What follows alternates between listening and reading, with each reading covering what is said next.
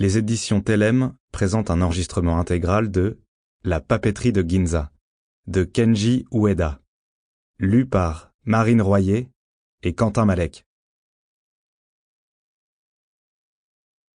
Le stylo plume. La formation destinée aux nouveaux employés était enfin terminée.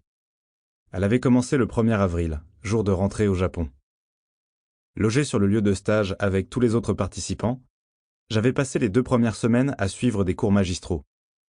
Mais le format avait radicalement changé dès le lundi suivant.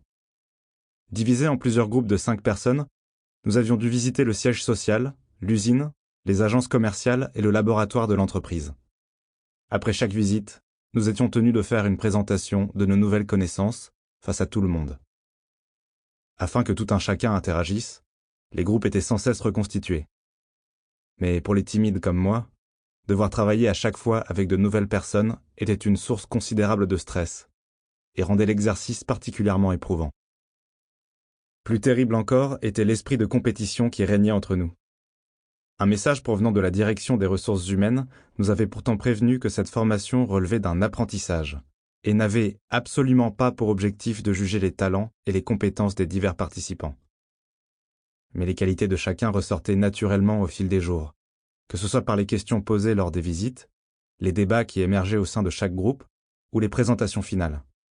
Inévitablement, un rapport hiérarchique s'était peu à peu établi entre nous. Qu'est-ce qu'il vient faire dans notre entreprise, celui-là ? Il doit être pistonné. L'atmosphère était si dégradée qu'on entendait maintenant ce type de médisance dans les couloirs.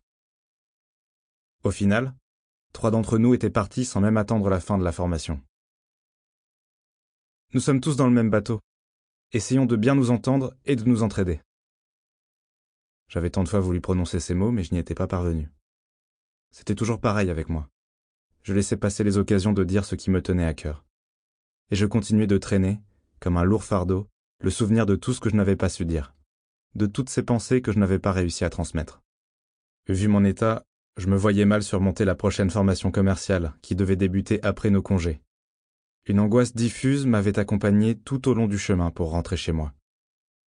J'allais retrouver ma chambre vide, où personne ne m'attendait. Tout n'était pourtant pas si noir.